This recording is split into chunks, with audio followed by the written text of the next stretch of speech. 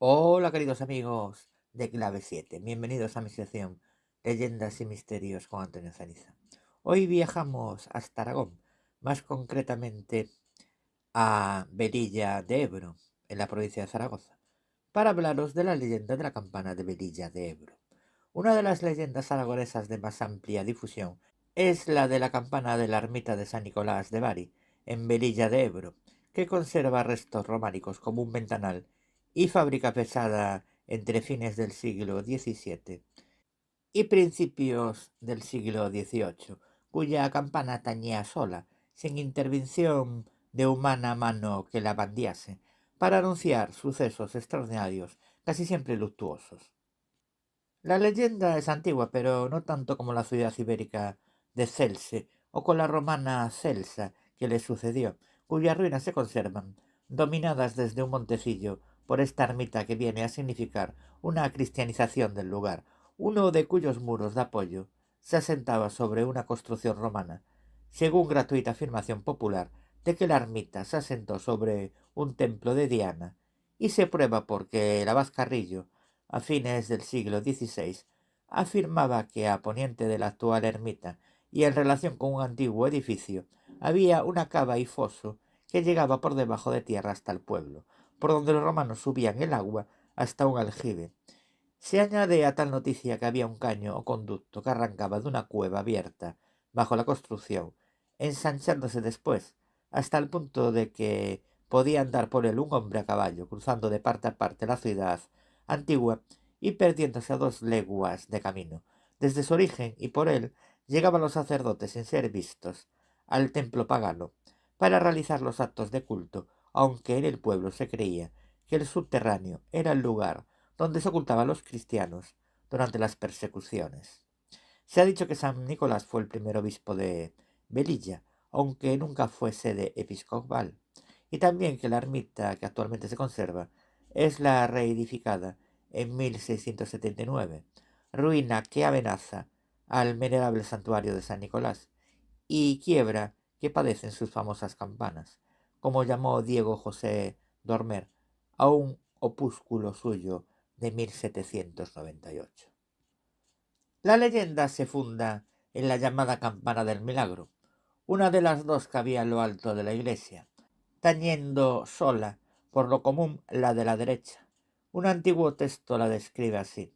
La circunferencia es de 10 palmos, de metal limpio, claro y liso, extendida por un lado, por lo cual, cuando se toca como las demás, y por mano ajena, suena como quebrada. Se ven en ella 2 crucifijos relevados, uno al oriente y otro al poniente, y a los lados de cada una de las imágenes de la Virgen Nuestra Señora y de San Juan Evangelista. Al mediodía y al septentrión tiene 2 cruces, y en el circuito de toda ella este verso de la Sibila Cumea, Christus res venit in paz et Deus homo factus es. Respecto de su origen se difundió una bellísima leyenda, muchas veces repetida, en muy antiguos y desconocidos tiempos, pero antes de la venida de los sarracenos. Llegó la campana del milagro a la costa mediterránea cerca de la desembocadura del Ebro, y las gentes del contorno se vieron sorprendidas porque flotaba sobre el mar, pese a su peso, y llevaba consigo 2 velas encendidas. Trataron de sacarla del agua, pero cuántas veces se acercaban a ella se hundía y emergía de nuevo cuando abandonaban la empresa. De esta forma comenzó a remontar el río contracorriente, salvo cuando los ribereños intentaban tomarla, porque entonces se sumergía. Así llegó a Velilla, donde se detuvo, pero nuevamente se hundía o sobrenadaba según que los hombres se acercaban con garfios para sacarla del agua o bien abandonaban el empeño. No obstante, no se movía del lugar, como si estuviera decidido que allí quedase, hasta que se aproximaron 2 doncellas y no hicieron más que poner sus manos sobre ella, cuando se elevó sobre el lecho del río, posándose en la orilla. Cayeron todos de hinojos, llevaron la campana hasta el punto donde después estuvo, y le tributaron desde entonces un verdadero culto.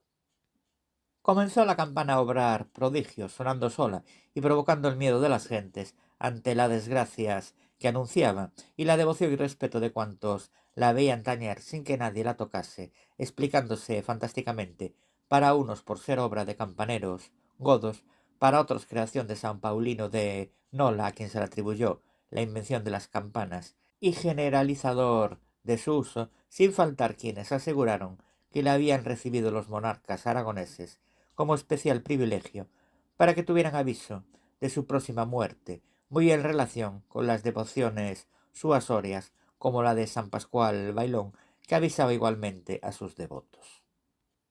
Se dice que en el año 711 la campana comenzó a tañer sola. Poco tiempo después anunciaba la llegada de los árabes a España. Hacia 1435 volvió a tocar 2 veces. La primera avisó de que la flota de Alfonso V, el Magnánimo, había sido derrotada en Ponza, Italia, y la segunda de que el rey había obtenido la libertad tras la batalla.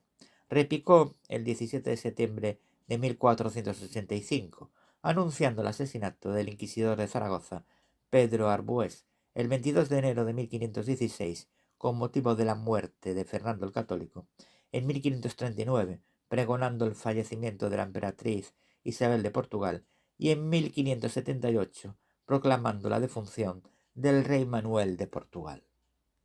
La última vez que se oyó tañer a esta singular campana fue el 12 de abril de 1686, durante el reinado de Carlos II, tal vez presagiando el fin de la Casa de los Austrias en España.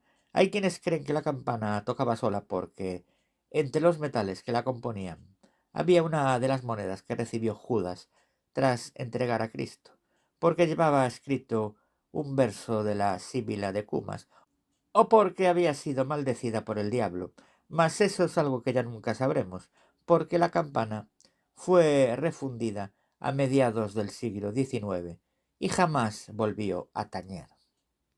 Vamos con algunas fechas clave. 1435, Alfonso V de Aragón cae prisionero en Génova. 1485, asesinato de Pedro Arbués. Ese día tocó con tanta furia que rompió la cuerda del badajo. 1527, rendición del Papa Clemente VII y saqueo de Roma. La lengua de la campana giraba circularmente. Hubo numerosos testigos, entre ellos los notarios de Velilla y Pedrola, que levantaron acta. 1558, fallecimiento de María Tudor, también tocó el día del fallecimiento de Carlos V. 1598, muerte de Felipe II. 1629, anunció el hambre que azotó Aragón. Fue testigo el marqués Dosera, que hizo un relato jurado de lo que vio ante representantes de la Inquisición. 1659, muerte de Fernando III, tocó la María Nicolasa. 1679, muerte de Juan de Austria. Los golpes eran tan rápidos que nadie los pudo contar. Fue testigo notario de Quinto, quien dio fe del fenómeno.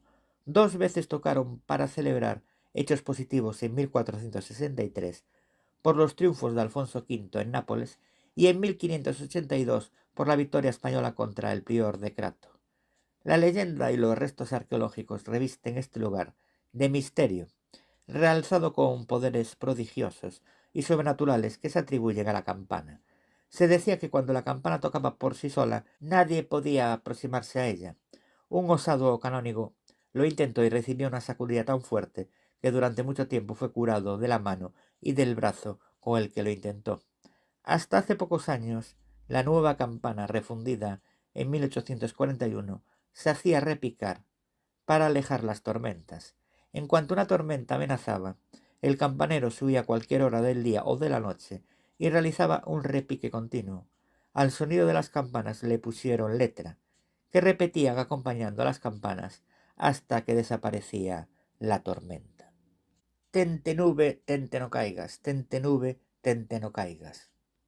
No es el caso de anotar los muchos casos conocidos de campanas que tocaban solas y que anunciaban catástrofes, aunque ninguna tuvo la difusión universal que alcanzó la de Velilla.